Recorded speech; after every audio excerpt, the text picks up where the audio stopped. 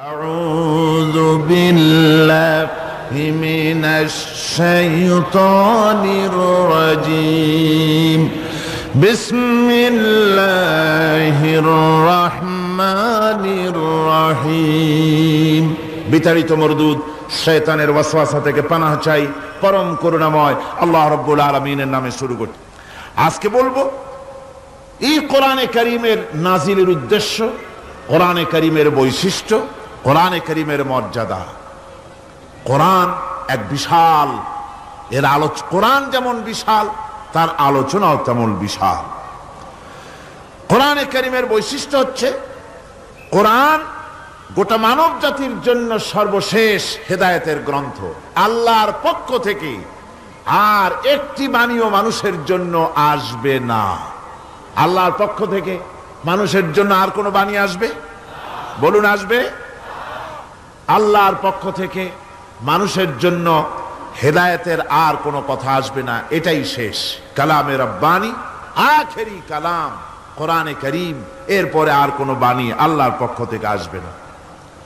প্রচলিত অর্থে আমরা আসমানি কিতাবগুলোকে ধর্মগ্রন্থ বলি, ধর্মগ্রন্থ আমাদের দেশের লোকেরা বলে, এবং এই ধর্মগ্রন্থের আওতায় বেদ, জিন্দাবিস্তা, ত্রিপিটক,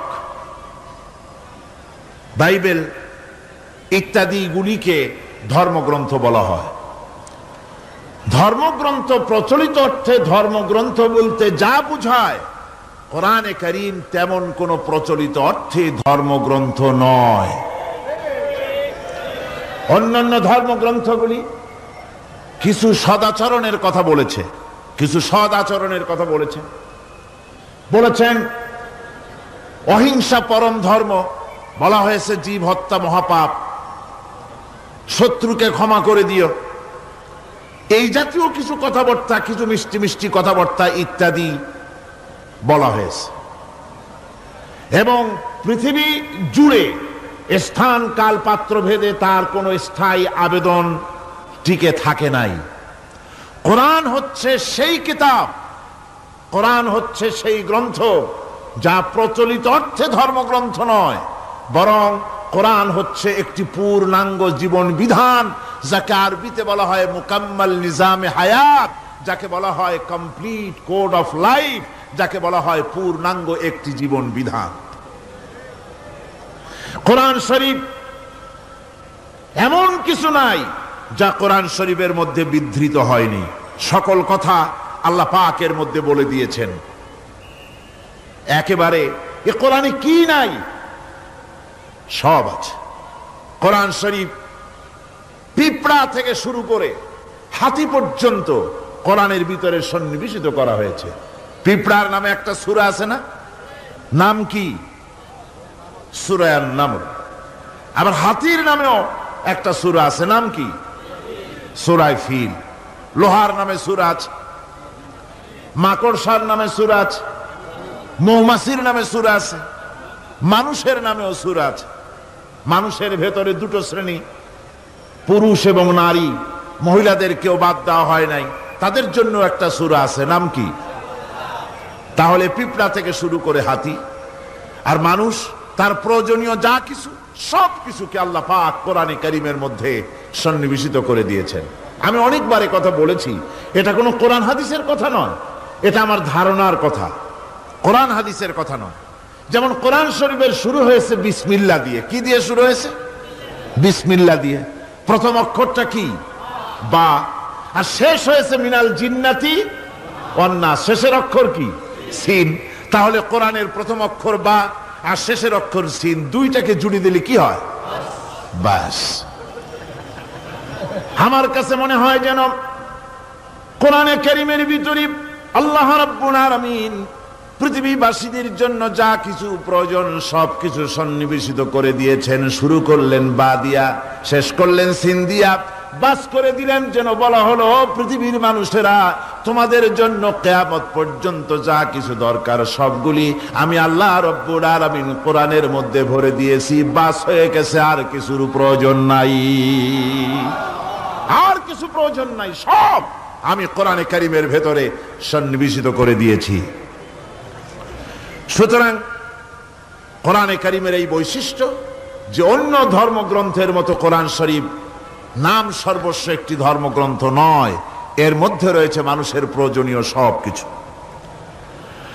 কোরআনের আরেকটি বৈশিষ্ট্য হচ্ছে যে অন্যান্য ধর্মগ্রন্থগুলির ভেতরে মানুষেরা হাত লাগাইছে, অপারেশন করেছে, বাড়াইছে কমাইছে, সর্বনাশ করে দিয়েছে, ইচ্ছে মতো বাড়াইছে কমাইছে। কমাতে কমাতে কম্বলের লোম বাঁচতে যেমন কিছু থাকে না, নিজেরা নিজেদের কথা ভিতরে ঢুকাতে ঢুকাতে আজকের বাইবেল আল্লাহর কথা শূন্য হয়ে গিয়েছে। বর্তমান পৃথিবীতে লুক, জন, মার্ক, মথি, scripture, new testament, old testament, খ্রিস্টানদের ধর্মগ্রন্থ বলতে যা বুঝায়, এই পুরা ধর্মগ্রন্থ তাদের এই কিতাবগুলির ভিতরে আল্লাহ রাব্বুল আলামিনের একটি কথা নাই, সব তারা শেষ করে ফেলেছে। কোরআন এক্ষেত্রে ব্যতিক্রম। এ কোরআন একমাত্র কিতাব যা আজ পর্যন্ত অকৃত্রিম এবং অবিকৃত অবস্থায় বিশ্ব মানব সভ্যতার সামনে বিজয় গৌরব নিয়ে দেদীপ্যমান হয়ে আছে দ্বীপ্রহরের সূর্যের মতো, যার ভিতরে কোনো ভুল নাই, যার ভেতরে কোনো ত্রুটি নাই। কোরআনে কারীম তার আরেকটি বৈশিষ্ট্য হচ্ছে কোরআন একমাত্র গ্রন্থ যার ভাষা এবং সাহিত্য 1400 বছর ধরে এর ভিতরে কোনো কৃত্রিমতা ঘটেনি।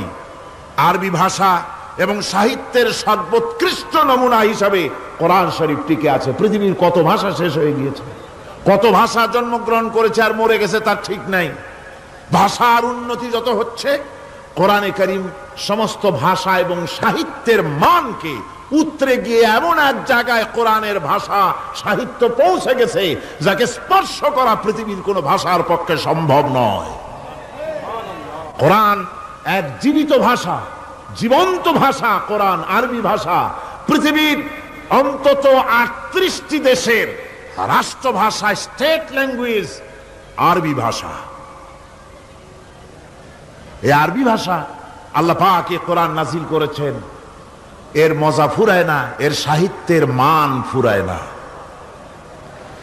এটা হচ্ছে কোরআনে কারীমের আরেকটি বৈশিষ্ট্য।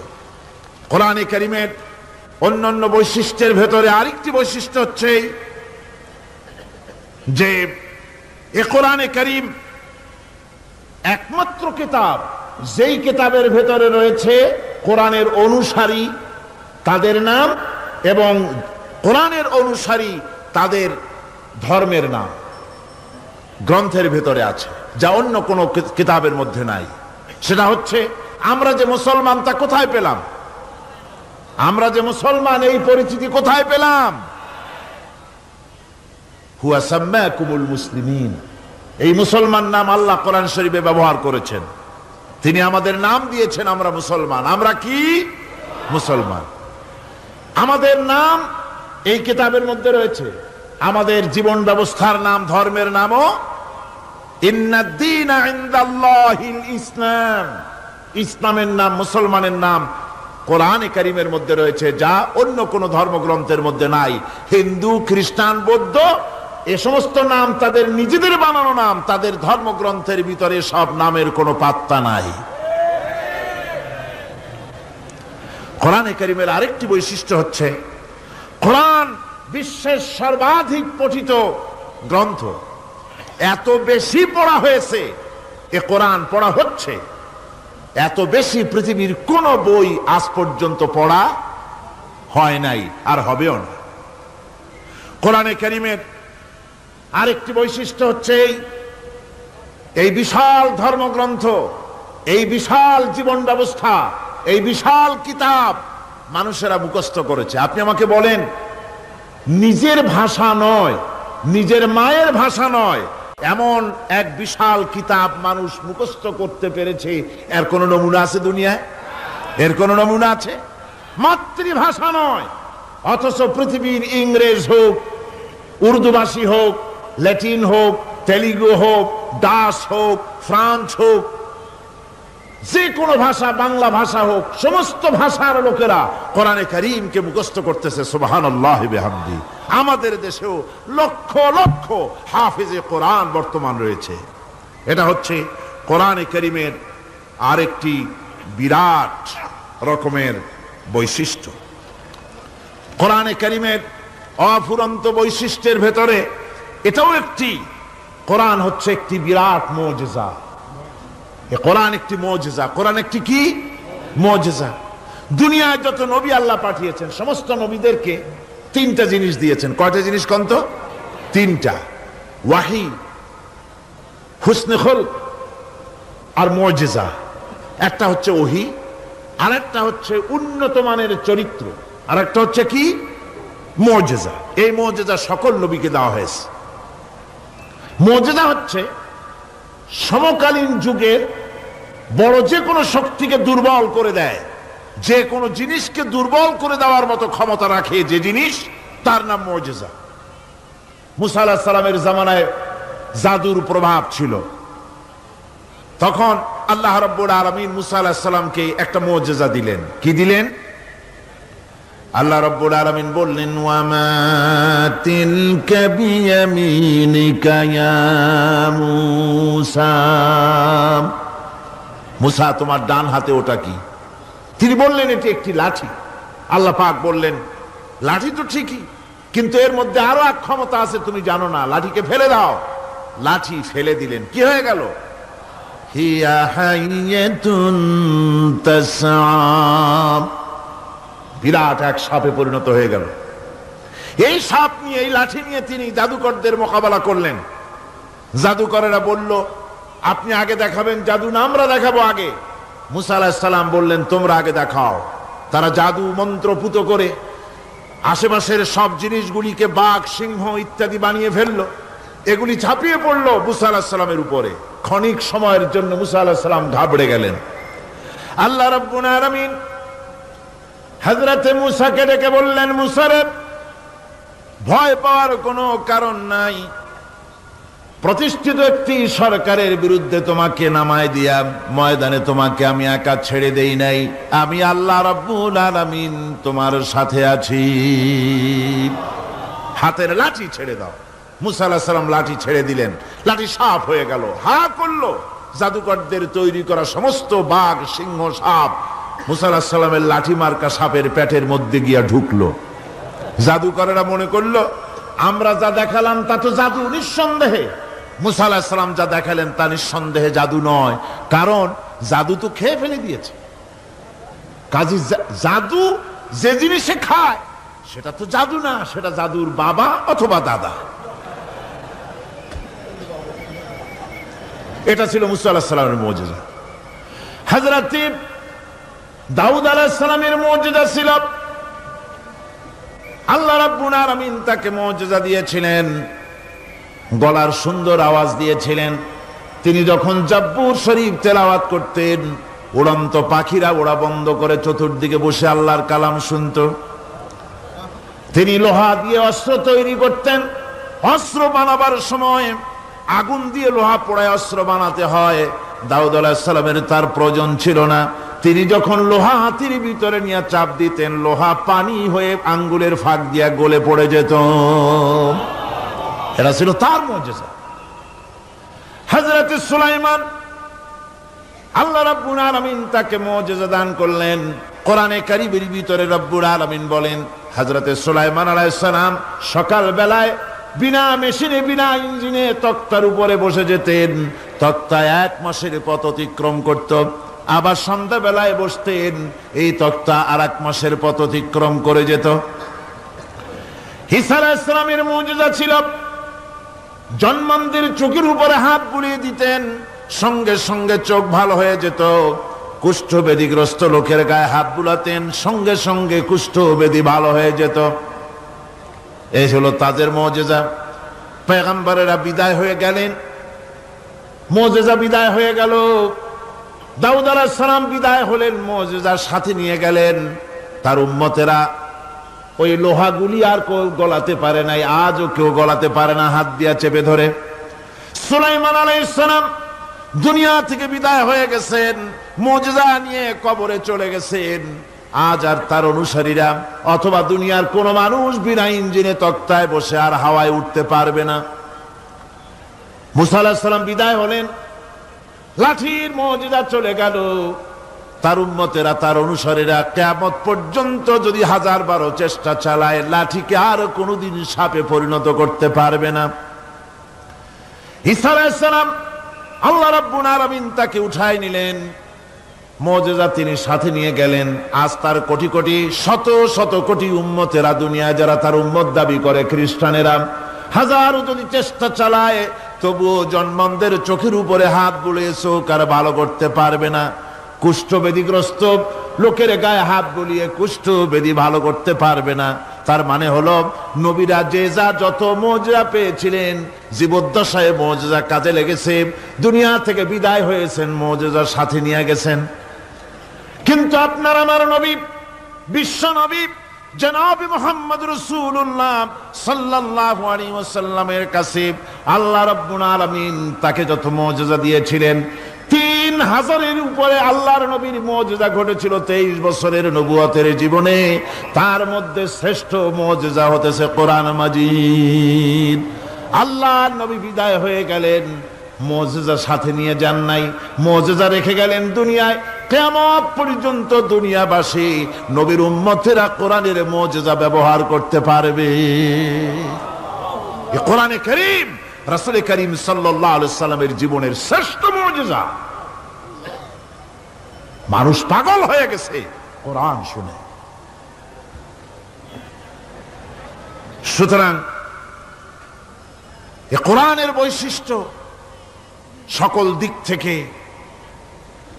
এক অপূর্ব একটি কিতাবে পরিণত করেছে, যা মানুষকে চিরকাল বিস্ময় হতবাক করে দিয়েছে। কোরআনের আরেকটি বৈশিষ্ট্য হচ্ছে, এই কোরআন এক সময় নাজিল হয় নাই। 30 পারা কোরআন শরীফ একসাথে নাজিল হয়েছে না, কোরআন নাজিল হয়েছে আস্তে আস্তে, ধীরে ধীরে। কত বছর লাগলো? 23 বছরেরও কিছু বেশি সময় ধরে কোরআন ধীরে ধীরে রাসূল করিম সাল্লাল্লাহু আলাইহি সাল্লামের কাছে অবতীর্ণ হয়েছে। এমনটি আর কোনো কিতাব হয়নি, যা আর কোন ধর্মগ্রন্থ যারা অন্যরা দাবি করে, এরকম হয়নি। কোরআনে কারীমের আরেকটি বৈশিষ্ট্য হচ্ছে, যখন কাগজ ছিল না, ছাপাখানা ছিল না, এমনকি টেপ রেকর্ডার ছিল না, তখনকার নাজিলকৃত কিতাব যেভাবে নাজিল হয়েছিল সেইভাবে আজ পর্যন্ত অবিকল টিকে আছে, টিকে থাকবে ইলা ইয়াউমিল কিয়ামা।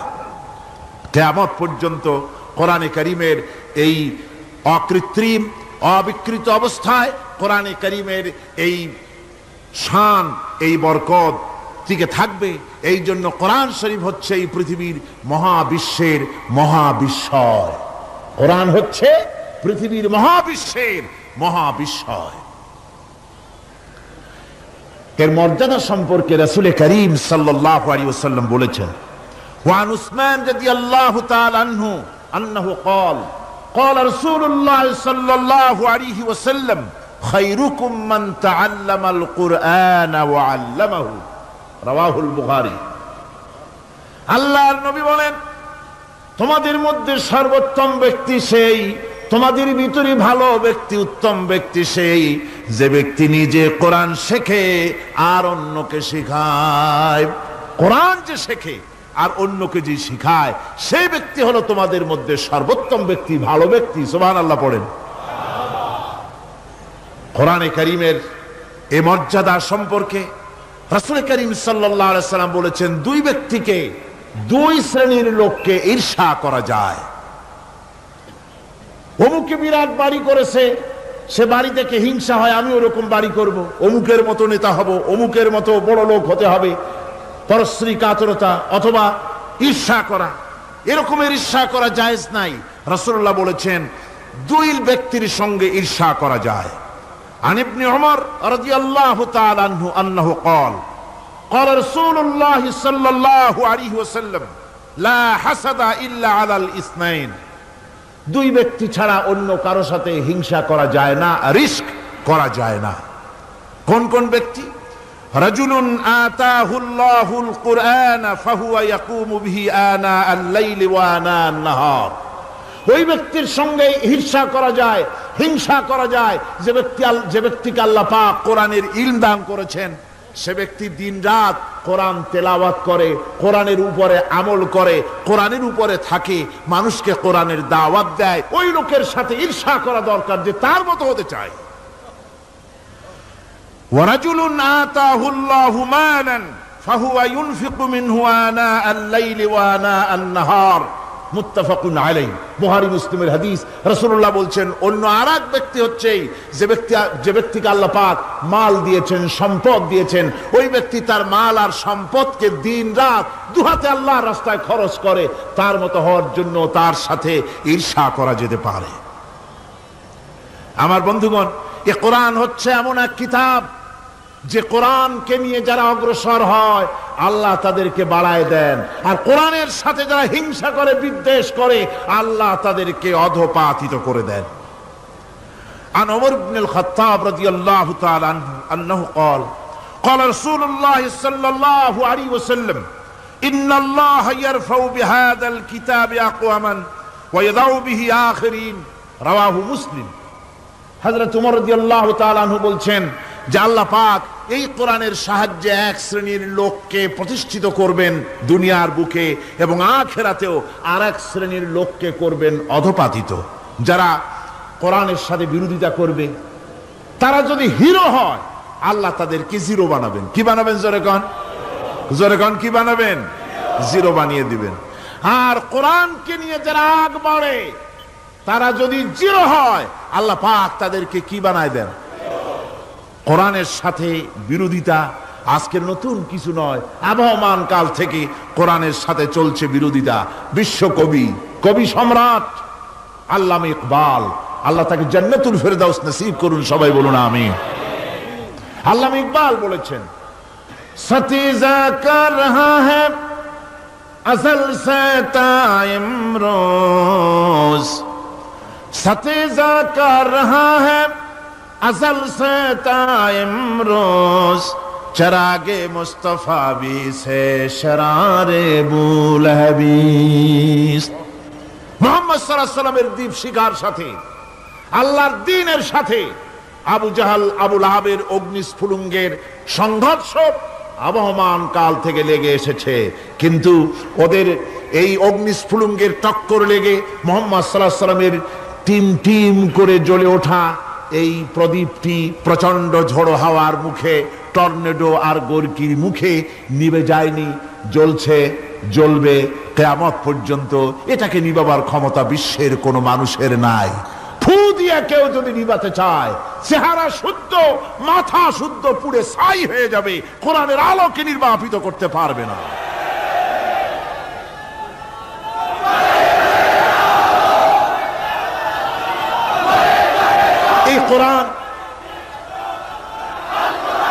এই কোরআন যার সিনার ভিতরে থাকে, যার সিনার মধ্যে থাকে সে হয় সমৃদ্ধ, আর যার সিনার মধ্যে থাকে না সে হয়।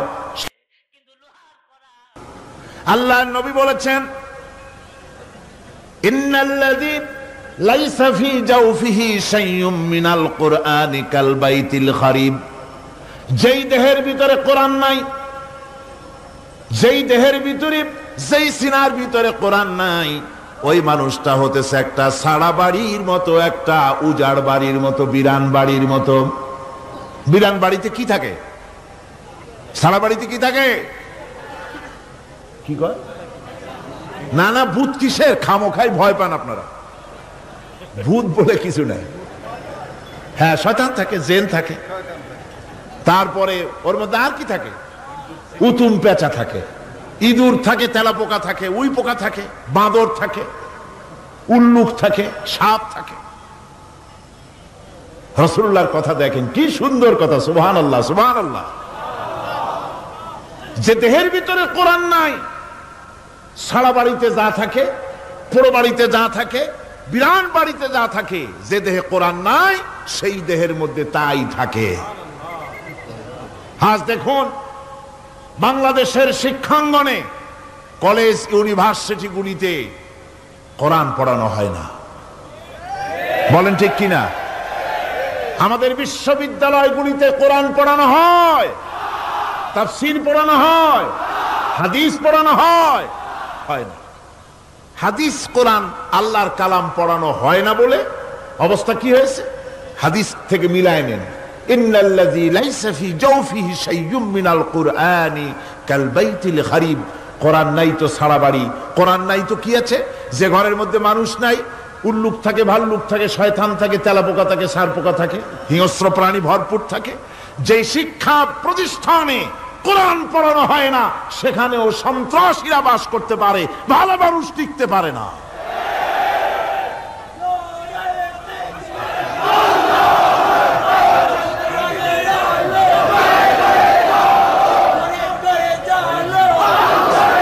এই জন্য কোরআন যেখানে পড়া হয় না সেটা কবরের তুল্য।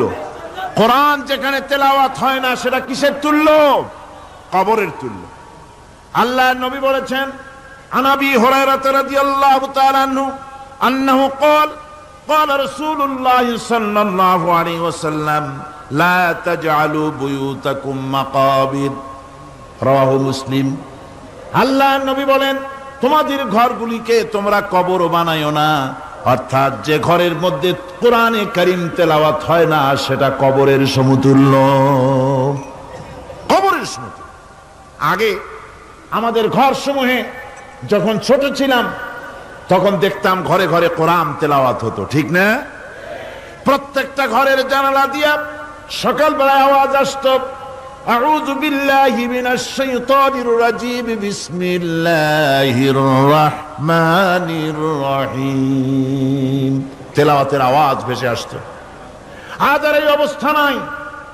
আজ ভদ্রলোকের বাড়ির সামনে দিয়ে হেঁটে যাবেন, সকালবেলা কিসের তেলাওয়াত? জনমের ঘুম ঘুমায়, পাইকারি দরে ঘুমায়, ফজরের নামাজ নাই। শহরের অবস্থা, অধিকাংশ বাড়িতে ফজরের নামাজ হয় না। ডিসেন্টিনার মাধ্যমে, আগে তো শুধু বাংলাদেশের ছবি, ডিসেন্টিনার মাধ্যমে সারা পৃথিবীর শয়তানি আর বদমাশি ঘরে বসে গেলা যায়।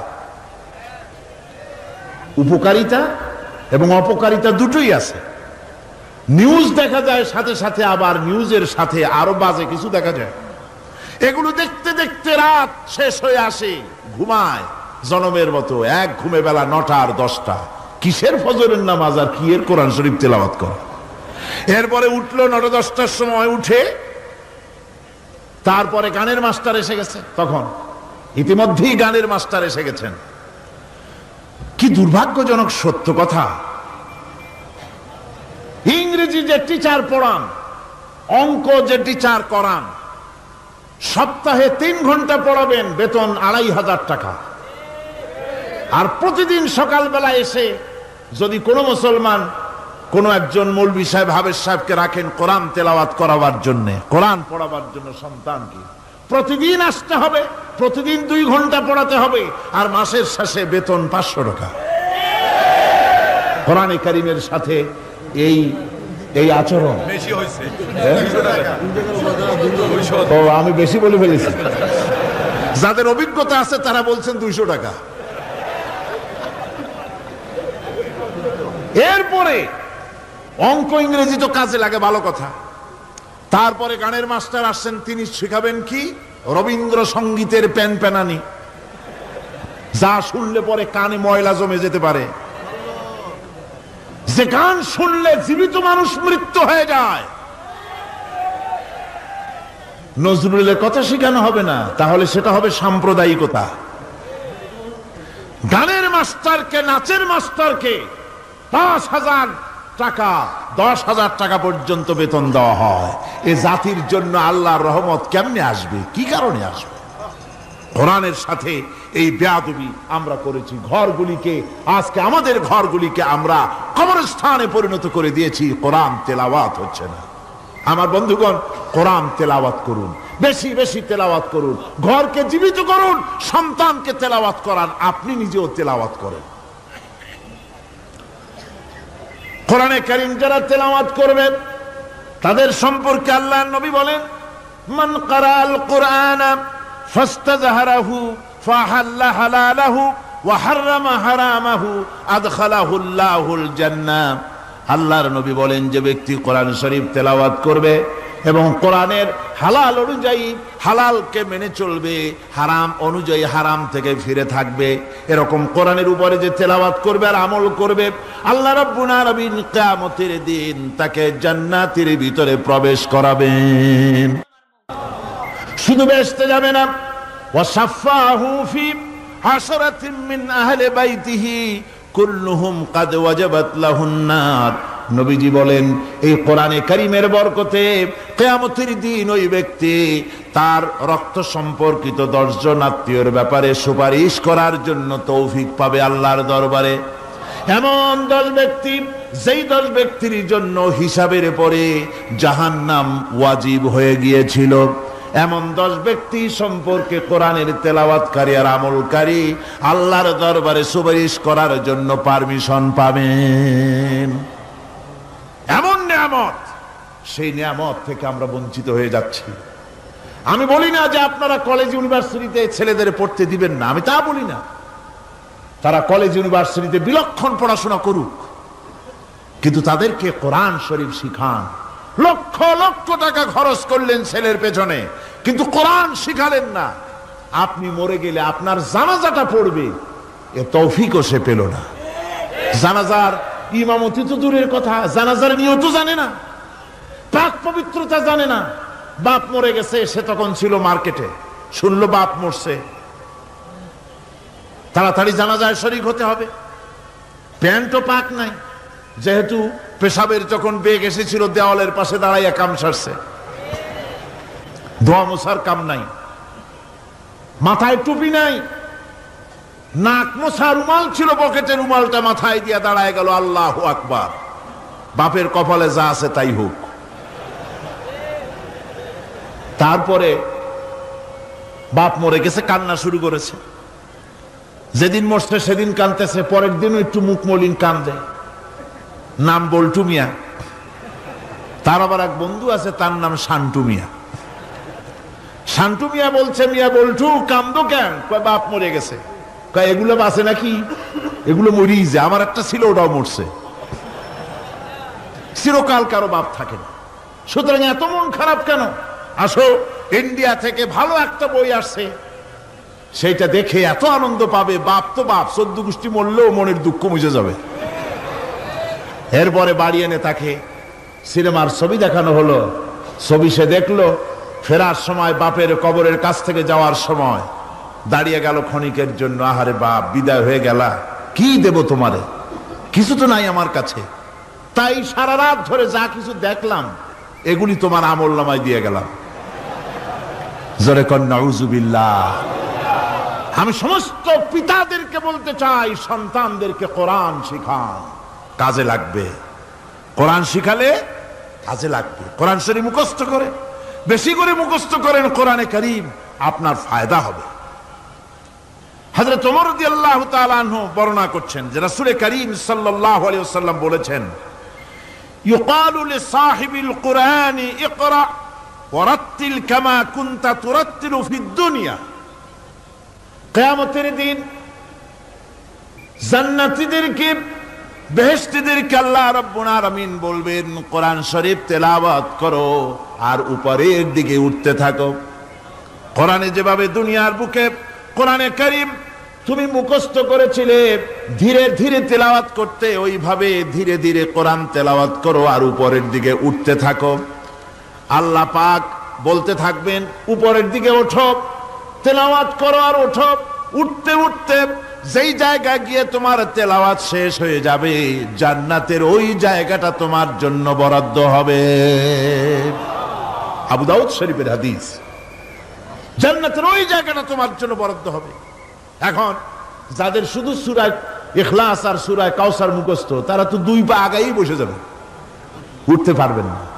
বেশি বেশি মুখস্থ করেন, হাফেজে কোরআন হন, অথবা হাফেজের মতো হন, বেশি বেশি মুখস্থ করেন সূরা ইয়াসিন, সূরা দুখান, সূরা আর রহমান, সূরা ওয়াকিয়া, সূরা মুজাম্মিল, এই সমস্ত সূরা, বেশি সূরা আল আরাফ, সূরা কাহাফ, সূরা মারিয়াম ইত্যাদি মুখস্থ করেন। কিয়ামতের দিন কাজে লাগবে, জান্নাতের অত উঁচায় উঠতে পারবেন। হাফেজ যে কোন জায়গায় যাবে, সুবহানাল্লাহি ওয়া বিহামদিহি, 30 পারা কোরআন যার সিনার ভিতরে, জান্নাতের কোন জায়গাটা আল্লাহ তাকে বরাদ্দ করবেন। সুবহানাল্লাহ, সুবহানাল্লাহ।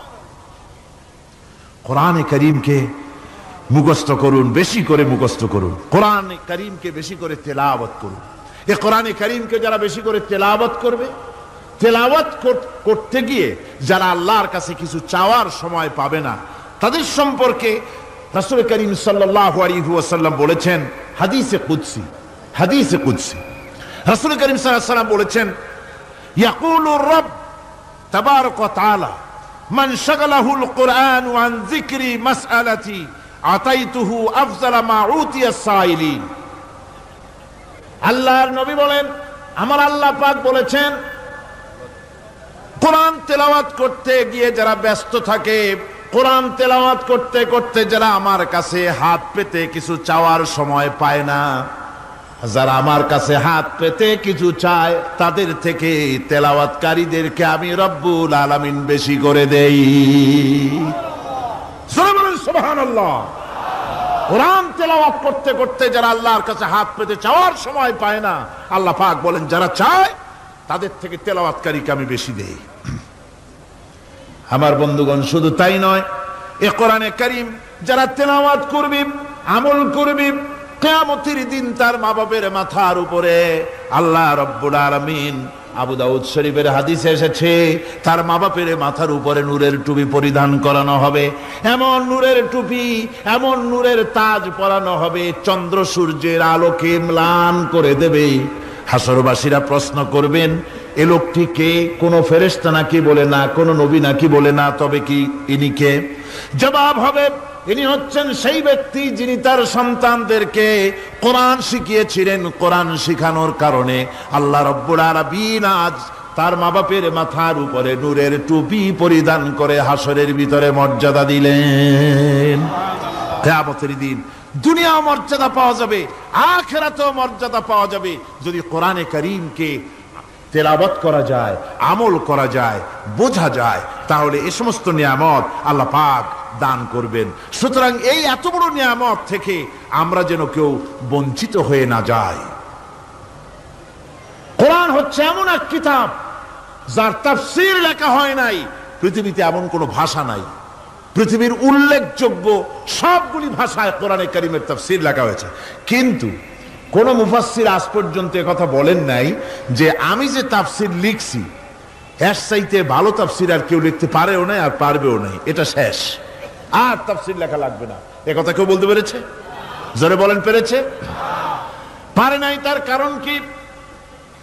আল্লাহ রাব্বুল আলামিন বলেন, قُلْ لَوْ كَانَ الْبَحْرُ مِدَادًا لِكَلِمَاتِ رَبِّي لَنَفِدَ الْبَحْرُ قَبْلَ أَن تَنفَدَ كَلِمَاتُ رَبِّي وَلَوْ جِئْنَا بِمِثْلِهِ مَدَدًا। আল্লাহ পাক বলেন, নবী আপনি বলুন, আমার রবের কথাগুলি লেখার জন্য যদি সমুদ্রের পানিগুলি, সমুদ্রের সমস্ত পানিগুলি যদি কালিতে পরিণত হয়ে যায়, আর আমার রবের কথাগুলি যদি লেখা শুরু হয়ে যায়, আমার রবের কথাগুলি লেখার পূর্বে সমস্ত সমুদ্রের পানিগুলি শেষ হয়ে যাবে। তারপরে যদি আবার সমুদ্র ভরে দেওয়া হয়, আরো যদি লেখা হয়, তবুও আমার রবের কথা লেখা শেষ হবে না। আল্লাহ রাব্বুল আলামিন বলেন, وَلَوْ أَنَّ مَا فِي الْأَرْضِ مِنْ شَجَرَةٍ أَقْلَامٌ وَالْبَحْرُ يَمُدُّهُ مِنْ بَعْدِهِ سَبْعَةُ أَبْحُرٍ مَا نَفِدَتْ كَلِمَةُ اللَّهِ। আল্লাহ রাব্বুল আলামিন বলেন, মা নাফিদাত কালিমাতুল্লাহ। আল্লাহ পাক বলেন, 7টা সমুদ্রের পানি যদি একত্রিত করা হয়, 7টা সমুদ্রের পানি যদি এক জায়গায় করা হয়, এই পানিগুলি যদি কালিতে পরিণত হয়ে যায়, আর পৃথিবীর সমস্ত গাছগুলি যদি কলমে পরিণত হয়ে যায়, ওই গাছগুলি দিয়ে যদি ওই পানির রূপ কালি দিয়ে আমার প্রভুর কথা, আল্লাহ রাব্বুল আলামিনের কোরআনের কথা যদি লেখা শুরু হয়ে যায়, লিখতে লিখতে সমস্ত পানিগুলি গাছগুলি শেষ হয়ে যাবে, আল্লাহ পাকের কালামের ব্যাখ্যা লেখা শেষ হবে না। মা নাফিদাত কালিমাতুল্লাহ, আল্লাহর কথা লেখা শেষ হবে না। এত বড় বিরাট আজিম কিতাব আল্লাহ পাক আমাদেরকে দান করেছেন, সুবহানাল্লাহ পড়েন।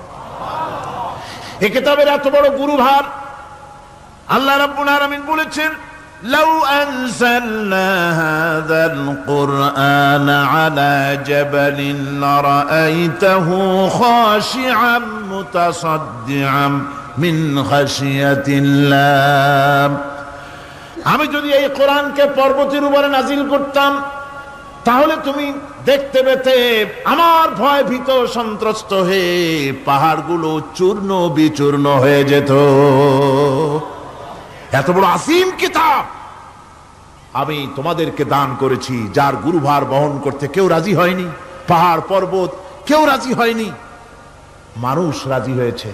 এই মানুষের উপরে আমি এটা অবতীর্ণ করেছি, গোটা বিশ্ববাসীর সামনে এই কিতাব আমি দিয়েছি তোমাদেরকে, এর দ্বারা হেদায়েত তোমরা গ্রহণ করবে। কিয়ামতের দিন আল্লাহর এই বিরাট নিয়ামত আমাদেরকে দান করলেন, আমরা এই নিয়ামতের নাশকর করেছি, অর্থাৎ এই কোরআনকে আমরা ব্যবহার করেছি সঠিকভাবে করি নাই, বেঠিকভাবে করেছি। প্রথম দিন দ্বিতীয় দিন আমি বলেছি কোরআন শরীফকে শুধু তাবিজ তুমারের জন্য, শুধু সওয়াবের জন্য তেলাওয়াত করেছি। আসলে শুধু সওয়াবের জন্য তো আসেনি কোরআন। কোরআন বুঝতে হবে, আমল করতে হবে, তবে না শান্তি পাবো। আপনি যদি কোরআন হচ্ছে মানুষের জীবন সমস্যার সমাধানের গ্রন্থ, ওষুধ খেলে রোগ ভালো হয়। ওষুধ খেলে কি হয়? কেউ যদি সকাল বেলায় তসবিহ হাতে নিয়ে 500 বার পড়ে ওষুধ ওষুধ ওষুধ, 500 বার পড়লো, রোগ কি ভালো হবে? বরং রোগ আরো বাড়তে পারে চিল্লাইতে চিল্লাইতে। শীতের জন্য লেপ গায়ে না দিয়া কেউ যদি চিল্লাইতে থাকে, জিকির করে লেপ্ত শোক লেপ্ত শোক লেপ্ত শোক, শীত কি বন্ধ হবে নাকি? পানির পিপাসায় ছটফট করে মানুষ যদি চিল্লায় পানি পানি পানি পানি পানি, পানির পিপাসা আরো বাড়বে। তাহলে কি বোঝা গেল? পিপাসা লাগলে পানি পান করতে হবে, শীত লাগলে কম্বলটা গায়ে দিতে হবে, রোগ হলে ওষুধটা খেতে হবে, তাহলে সব সমস্যার সমাধান হবে। অনুরূপভাবে আমরা শুধু কোরআনে কারীমকে তেলাওয়াত করি সওয়াবের নিয়তে, তার হুকুমগুলি জীবনের উপরে আমল করি না বলে আজকের জীবন আমাদের বিপর্যস্ত হয়েছে। ব্যক্তিতে, পরিবারে, রাষ্ট্রে শান্তি নাই, কোথাও শান্তি নাই এই কারণে। আর কিয়ামতের দিন রাসূল আসামি করবেন তাদেরকে যারা কোরআন অমান্য করেছে। রাসূল হবেন বাদী। বাদী হবেন কে? জোরে বলেন, কে বাদী হবেন? রাসূল। আসামি হবে কারা? যারা কোরআন ছেড়ে দিয়েছে। আল্লাহ রাব্বুল আলামিন বলেন, وقال الرسول يا رب إن قومي اتخذوا هذا القرآن مهجورا। কিয়ামতের দিন রাসূল আল্লাহর দরবারে ফরিয়াদ করবেন, আয় আমার রব, আয় আমার আল্লাহ তাআলা, এই সমস্ত লোকগুলি তোমার কালামকে, তোমার কোরআনকে অপ্রয়োজনীয় জিনিস বলে তারা পরিত্যাগ করেছিল। কোরআনকে অপ্রয়োজনীয় মনে করেছে, কোরআনের সাথে ঠাট্টা করেছে, বিদ্রুপ করেছে। কোরআন শিক্ষা ভিক্ষার ঝুলি, শেখার বুলি মনে করেছে। কোরআনের কোনো মূল্য দেয় নাই, কোরআনের কোনো দাম দেয়নি, কোরআনের সাথে ঠাট্টা করেছে, কোরআনের আইনের সাথে ঠাট্টা করেছে, বিদ্রুপ করেছে। আমার বন্ধুগণ,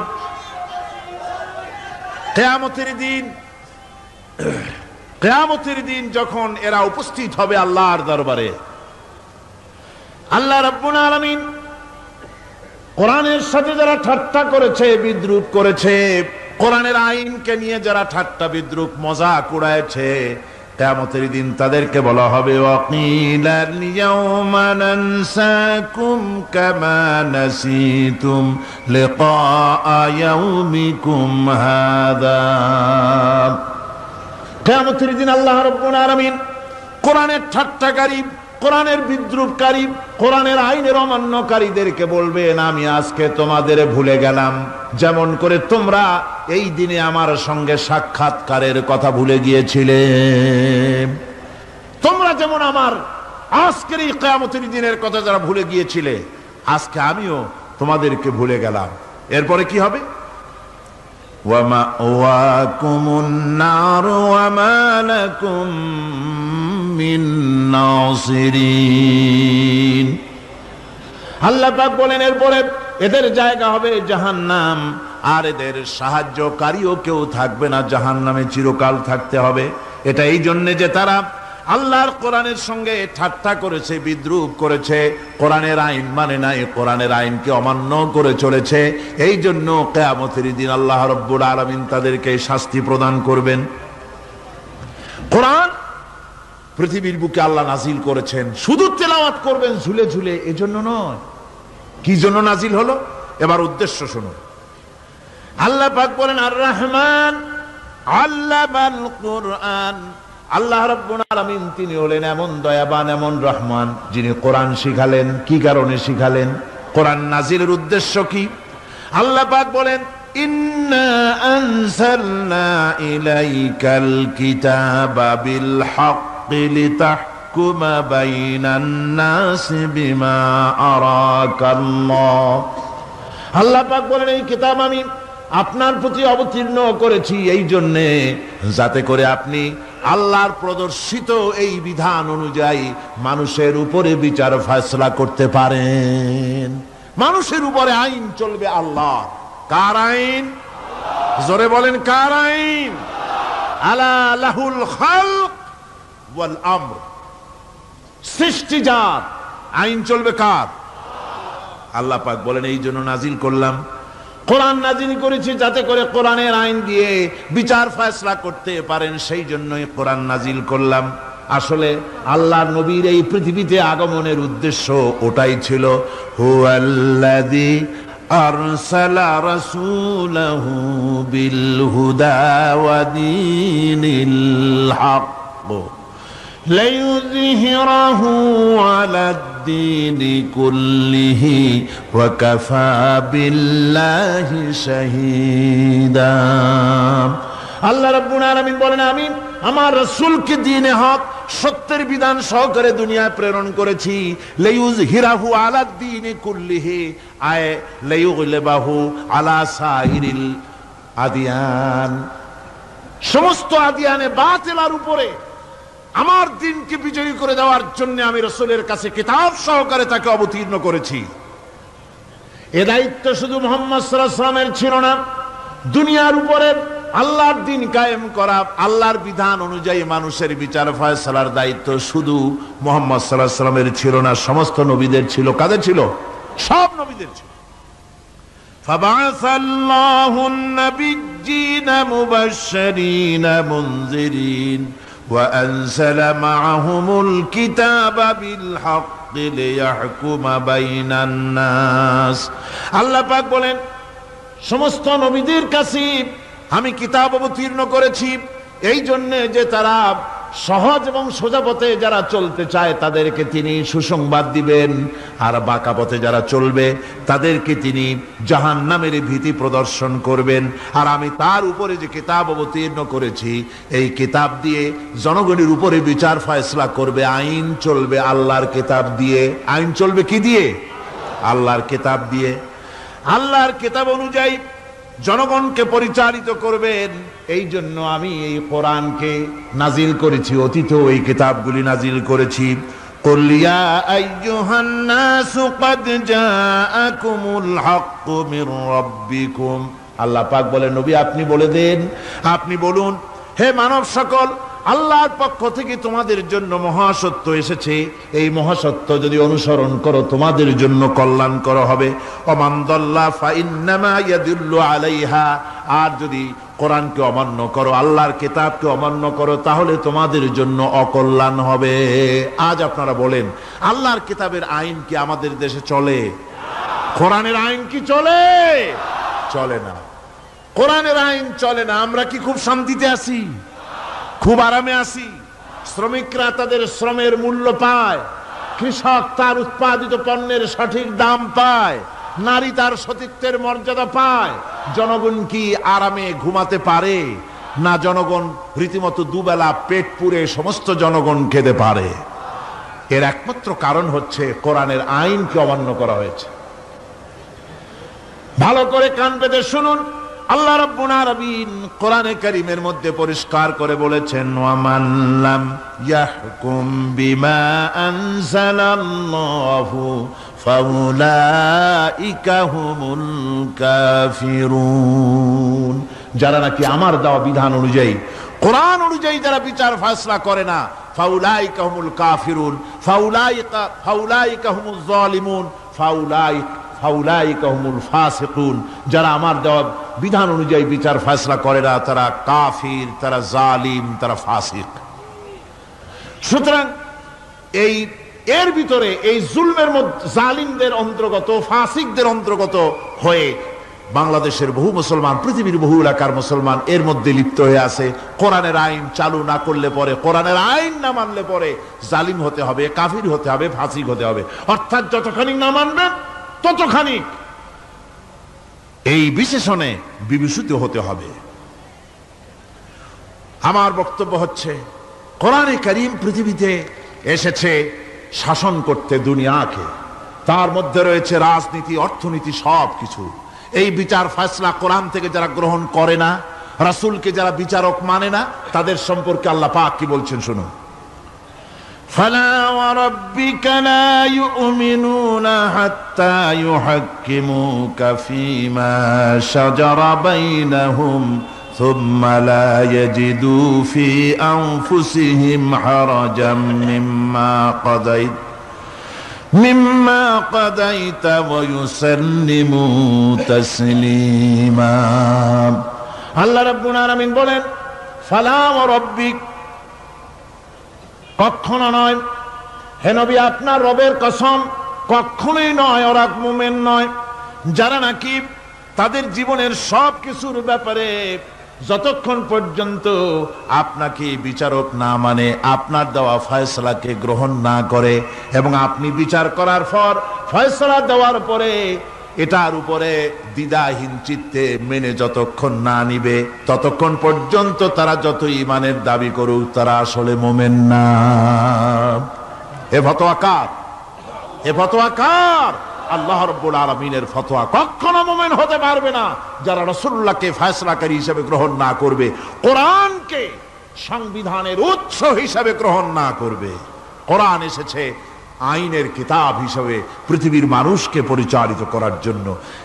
আজ এই কোরআনের আইন যারা মানে সেখানে শান্তি পায়, কোরআন যেখানে মানে না সেখানে শান্তি হয় না। রাসূল করিম সাল্লাল্লাহু আলাইহি ওয়াসাল্লাম 23 বছর ধরে কঠিন সাধনা করে, কঠিন সাধনার মাধ্যমে আল্লাহর এই কোরআনের আইন দিয়ে এমন একটি সুন্দর সমাজ প্রতিষ্ঠা করেছিলেন, যেই সমাজে চুরি ছিল না, ডাকাতি ছিল না, জেনা ছিল না, ব্যভিচার ছিল না, হত্যা ছিল না, মানুষ আরামে ঘুমিয়েছিল ঘরের দরজা খুলে। সুবহানাল্লাহ ওয়া বিহামদিহি। আপনারা কি চান মদিনার সেই শাসনের মতো, মদিনার সেই সুন্দর নিরাপত্তাপূর্ণ ভীতিহীন সেই সমাজের মতো সুন্দর একটি সমাজ বাংলাদেশেও চালু হোক? তা কি আপনারা চান? কারা কারা চান দেখি তো, কারা কারা চান?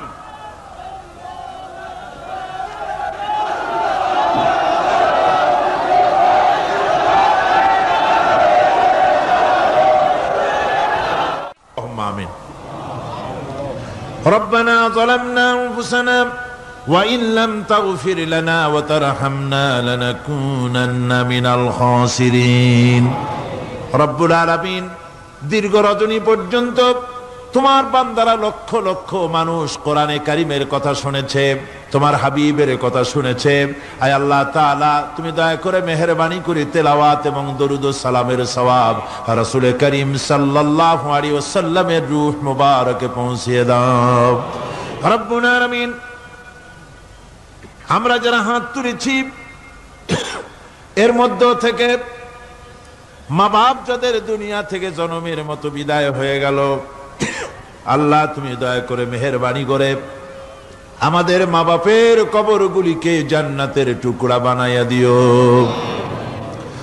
রব্বিরহামহুমা কামা রব্বায়ানি সগীরা, রব্বিরহামহুমা কামা রব্বায়ানি সগীরা।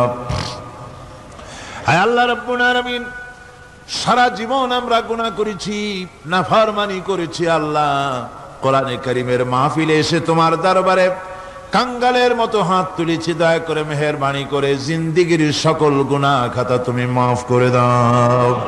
রব্বুল আলামিন, আমাদের ভিতরে বহু মানুষ রোগী আছে, অসুস্থ আছে, প্রতিদিন অনেক চিঠি আসে, দোয়া আছে। আল্লাহ, তুমি দয়া করে মেহেরবানি করে আমাদের সকলের রোগ ব্যাধিগুলিকে তুমি শেফায়া জেলা দিয়ে দাও। রব্বুল আলামিন, মা বোনেরা কষ্ট করে প্রতিদিন আসেন, আল্লাহ তুমি তাদের ব্যাধি মাফ করে দিও, ইমানের সাথে পর্দার সাথে চলাফেরার তৌফিক দিও, স্বামী এবং সন্তান সহ ইমানে শান্তিতে বসবাস করার তৌফিক দিও। তুমি বলেছো দুউনি আস্তাজিব লাকুম, আমাকে ডাকো আমি ডাকের সাড়া দেব। রব্বুল আলামিন, তোমার কথার উপরে সম্পূর্ণ ঈমান আমাদের আছে। আয় আল্লাহ, সেই ঈমান নিয়ে, সেই মনোবল নিয়ে তোমার রহমতের দরবারে আমরা হাত পেশ করেছি। আল্লাহ, তুমি আমাদের হাত ফিরাইয়া দিও না।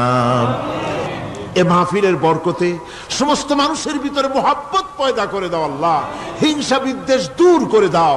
আয় আল্লাহ, এই কোরআন দিয়ে বাংলাদেশ শাসিত হচ্ছে, এই দৃশ্যটা আমাদেরকে একবারের জন্য যদি হয় আল্লাহ চোখে দেখায় দিও। আল্লাহ, এই দৃশ্যটা একবার আমাদের চোখে দেখার তৌফিক দান করে দিও। আল্লাহ রব্বুল আলামিন, আজকের মুনাজাতকে কবুল করে নাও। ওলামা হাজারাত যারা এসেছেন, আল্লাহ তুমি দয়া করে সমস্ত ওলামা হাজারাতদেরকে ঐক্যবদ্ধ হওয়ার তৌফিক দাও, দ্বীনের পরিপূর্ণ খেদমতের তৌফিক দাও। সাংবাদিক ভাইয়েরা প্রতিদিন কষ্ট করতেছেন, সুন্দর করে লিখে লিখে রিপোর্ট করছেন। আল্লাহ, সাংবাদিক ভাইদেরকেও দ্বীনের খেদমত, কোরআনের খেদমত করার যোগ্যতা বাড়িয়ে দাও। চিকিৎসাবিদ, প্রকৌশলী, কৃষিবিদ, তারপরে দেশের প্রশাসনিক দায়িত্বশীল যারা আছেন, বিভিন্ন সেক্টরে যারা কাজ করছেন, জজ, barrister, magistrate, DC, SP, police, BDR, army, যিনি যেখানে আছেন সকলকে আল্লাহ তোমার দরবারে তোমার গোলাম হিসাবে কবুল করে নাও। আল্লাহ, সকলকে ইসলামের দায়িত্ব ঈমানের সাথে পালন করার তৌফিক দাও। রব্বানা তাকাব্বাল মিন্না ইন্নাকা আনতাস সামিউল আলিম وتب علينا إنك أنت التواب الرحيم سبحان ربك رب العزة عما يصفون وسلام على المرسلين الحمد لله رب العالمين واجعل آخر كلمة عند الموت لا إله إلا الله محمد رسول الله السلام عليكم ورحمة الله